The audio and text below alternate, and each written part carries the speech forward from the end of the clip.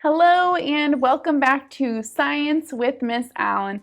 Last time we met, we learned about the 3 states of matter. Do you remember one of those 3 states or all of the 3 states? Liquid, solid, and gas. Today we are going to dive a little deeper into learning about how wind and water can make changes to land or make changes to our Earth. Earth is made up of land, air, and water. Land changes over time from events like earthquakes, hurricanes, floods, and tornadoes, which we will learn about next week. We're going to learn about all those things. Land can also change from humans using machines on it. And finally, our land or our Earth can change over time from the powerful force of water and wind. I have some pictures for us to look at. In all these pictures, the formations were created over time by the force of wind. How could wind possibly create these formations? How do you think this happens? Now we're going to switch, and I'm going to show you some photos where the land formations have been changed by the force of water.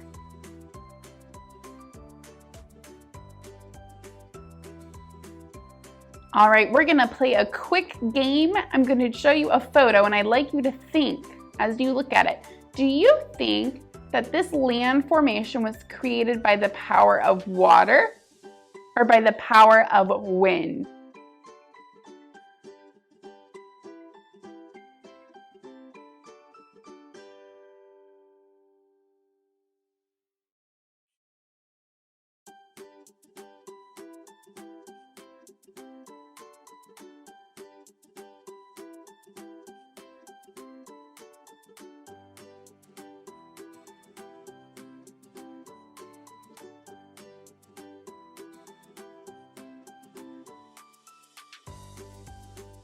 We're going to talk about the 3 steps to the process of wind and water making changes to land over time.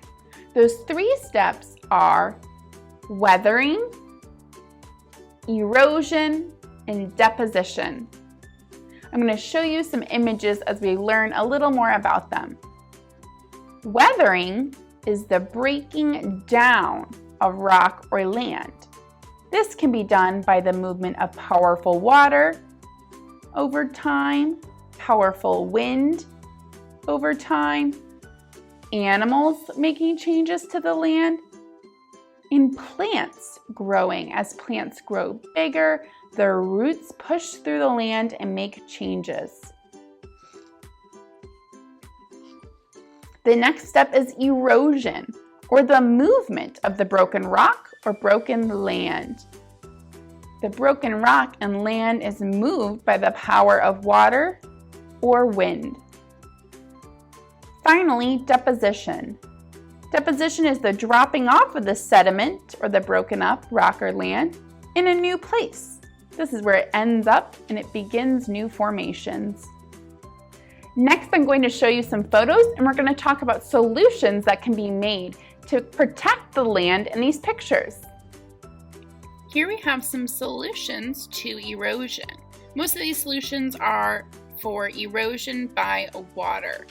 So in this first picture, we see in the backyard that water is pooling and gathering in a big puddle.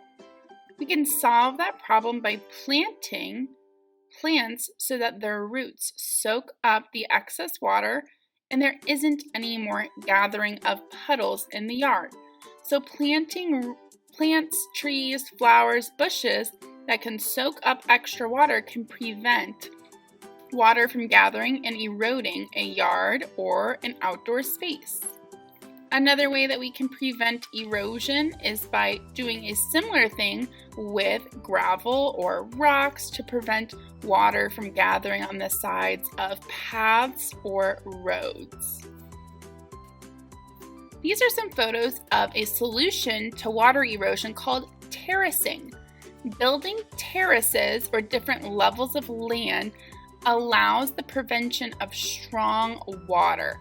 The water can move at a slower pace and it flows down more gently than if there were not different levels of land to catch it. This photo shows the prevention of erosion on a beach.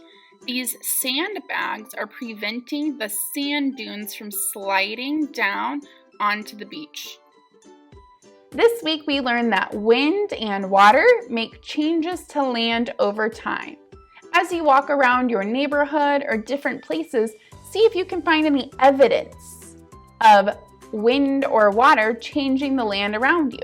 Can you see evidence of weathering, erosion, or deposition? I will see you next week when we learn about different natural hazards.